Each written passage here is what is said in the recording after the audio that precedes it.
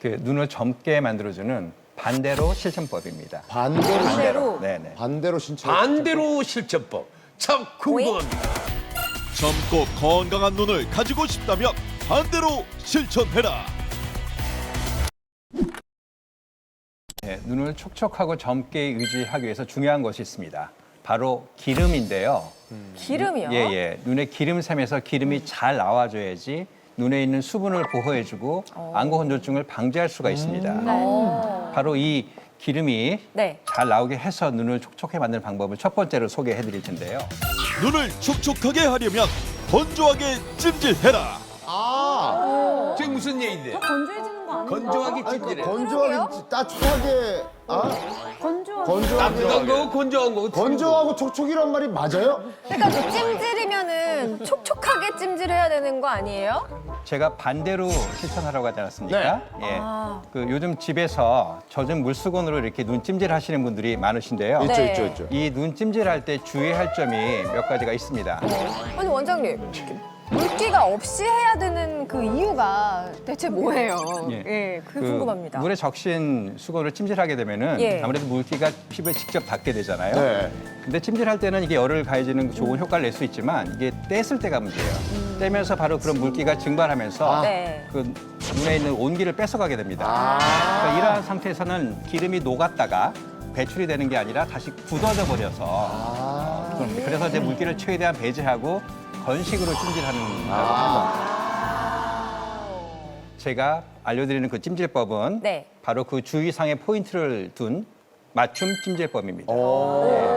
그럼 제대로 알아야 할 텐데 한번 예. 만들어 볼까요, 지금? 예. 네. 지금 집에서 찜질하실 때 보면은 네. 물수건을 적셔서 많이 하시잖아요. 그쵸, 따뜻한 예, 걸로. 그렇게 하시지 말고 네. 이렇게 건조하게끔 하는데 예. 이렇게 집에 보면은 이런 지퍼락 같은 거 지퍼백, 있잖아요. 네, 네. 네, 거기다가 이 팥을 팥? 이렇게 넣어주십니다. 예. 팥. 팥입니다. 팥이 없으시면은 다른 곡물, 네. 뭐 쌀이나 뭐 다른 그런 곡물들을 넣어서 콩이나 그걸 넣어서 하셔도 됩니다. 그렇게 해서 이렇게 넣어서 만들어 왔는데요. 네. 자, 이거를 한 30초에서 1분 정도 네. 전자레인지에 데우게 되면은 이게 따뜻하게집니다. 네. 그리고 한 5분 정도 이상 눈에 열을 가해줄 수 있는 거죠.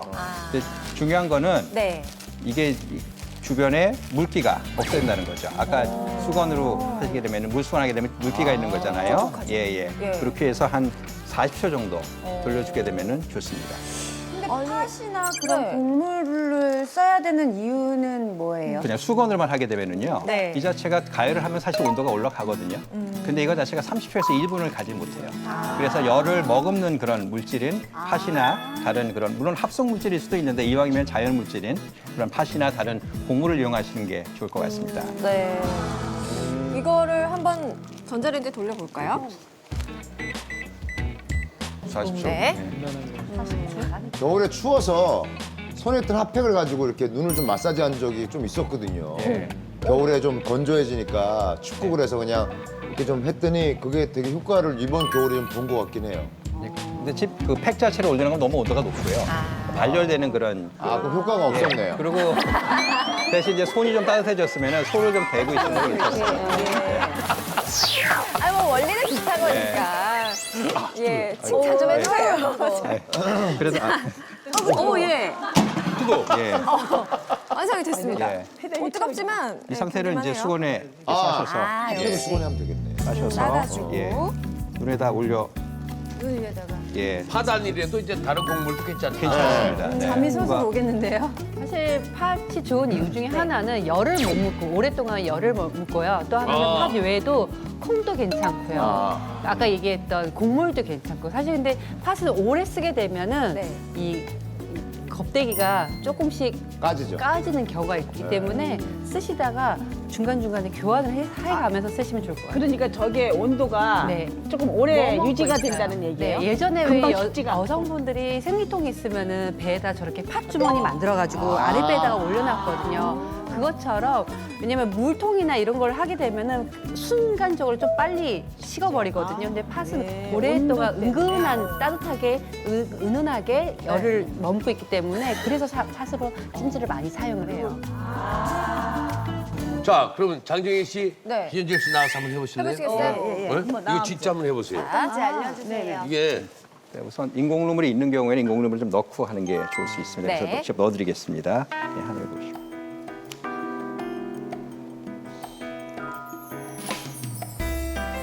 자, 이렇게 넣으시고 몇 번 깜빡이신 다음에 잠깐 고개를 뒤로 젖히시고 이렇게 예, 살짝 사실 뒤에 이렇게 목바지가 있으면 살짝 뒤로 기대셔서 좀 쉬시는 것도 좋습니다. 현주엽 씨도. 현주엽 씨가 제일 기름 상태가 나쁘셨는데요. 그러니까 눈 깜빡이는 불안정 깜빡이도 많으셨고요. 그래서 이거를 꾸준히 하시게 되면은 효과를 볼 수 있습니다. 이렇게 넣으시고 살짝 올려놓으십시오. 약간 압력을 살짝 가하셔도 상관없습니다. 네. 이렇게 한 5분 예. 내지 한 10분 정도. 5분에서 10분. 예, 있으면 좋을 것 같습니다.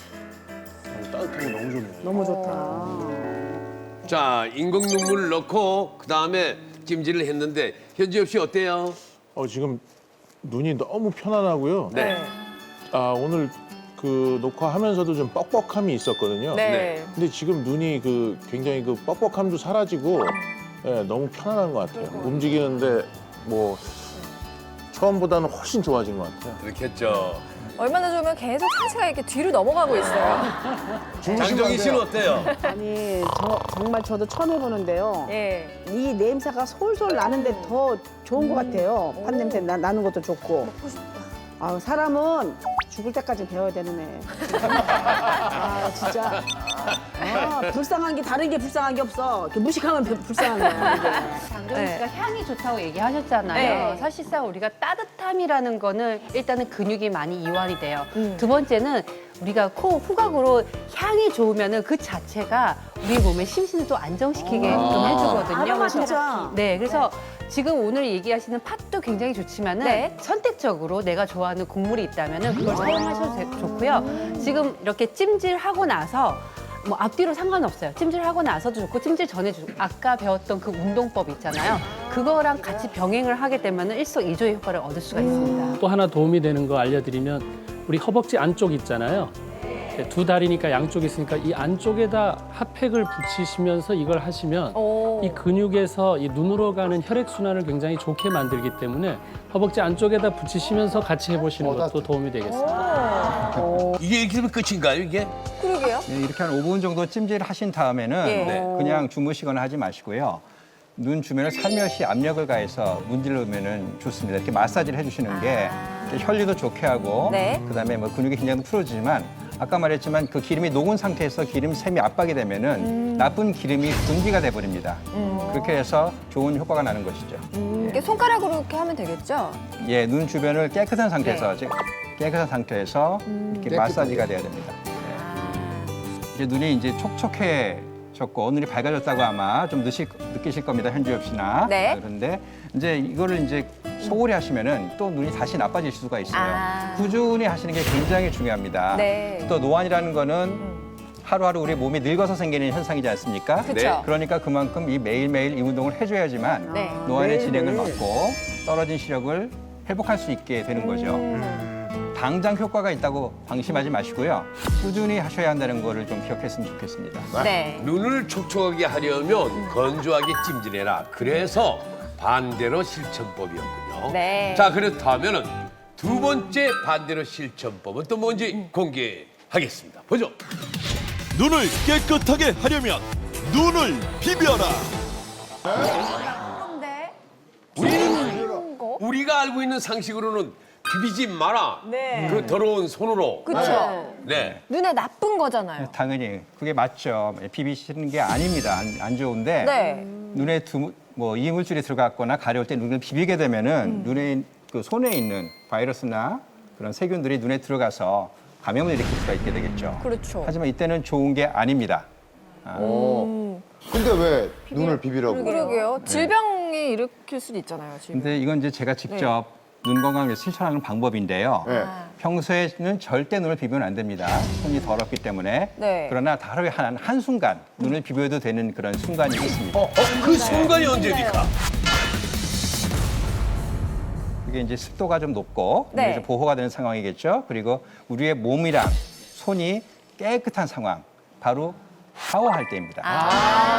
샤워할 때 네. 샴푸하시고 몸 다 닦고 네. 마지막으로 한번 헹궈내실 때 따뜻한 그런 물로 이렇게 눈을 헹궈낼 때 이렇게 마사지를 합니다. 눈을 감고 비벼주면은 아까 찜질을 하시고 한 마사지 효과의 네. 일부 효과, 아주 완전하게 할 수는 없겠지만 간이 효과를 낼 수가 있겠죠. 이렇게 하시는 것만으로도 하루 동안 먼지나 화장으로 막혀있던 그런 기름샘이 뚫어져서 기름 분비가 잘 될 뿐 아니라 이 눈꺼풀이나 이 주변에 네. 있는 세균들이 씻어나가가지고 눈 건강에 큰 도움이 됩니다. 근데요, 선생님. 어디서 들은 얘기인데 소금물로 눈을 씻어주라는 말도 들은 것 같은데요. 네, 뭐 어때요? 어떤 분들은 뭐 예. 소금물에다 눈을 집어넣고 깜빡깜빡하고 막 그러고. 예, 그거는 절대 하지 않으셔야 되는 거예요. 예, 소금물 자체가 농도가 높은 그런 어우, 나트륨이 있기 때문에 그거 자체가 눈을 자극을 하고 세상에. 눈을 더 건조하게 만듭니다. 상투압. 예, 예. 거기다 소금이 얼마나 불순물이 많은데요. 예. 절대 never. 인공 눈물을 됩니다. 사용하는 걸 권합니다. 그렇죠. 네. 눈물은 자주 쓰시면 좋습니다. 근데 듣고 보니까 샤워할 때는 뭐 깨끗하니까 비벼도 될 것 같다 이런 생각 드는데요. 어떻게 비비면 좋을까요? 샤워 끝 무렵에는 우리가 눈 주위의 온도도 올라가 있고 그래서 기름이 어느 정도 약간 녹은 상태가 됩니다. 네. 그때를 이용해서 재빨리 이거는 습식 타입이겠죠. 찜질이라고 치면은 그러나 마사지를 하게 되면은 기름이 배출해가 될 수 있는 거죠. 그래서 밑눈꺼풀은 아래 방향으로 속눈썹 뿌리 부는 데까지 그리고 아래쪽은 밑에서 위쪽으로 올려주고. 예, 이런 식으로. 자, 이게 잘 못하실 것 같으면은 그냥 애기들 눈 비비듯이 좀 비벼주셔도 돼요. 이렇게. 이제 흐르는 물이 있기 때문에 네. 손에 있는 균도 없는 상태이기 때문에 이럴 때는 깨끗한 상태에 적절한 압력을 가해줄 수 있는 유일한 상태, 네. 샤워할 때가 되겠죠. 그때만 눈을 비비셔도 된다는 말씀입니다. 알겠습니다.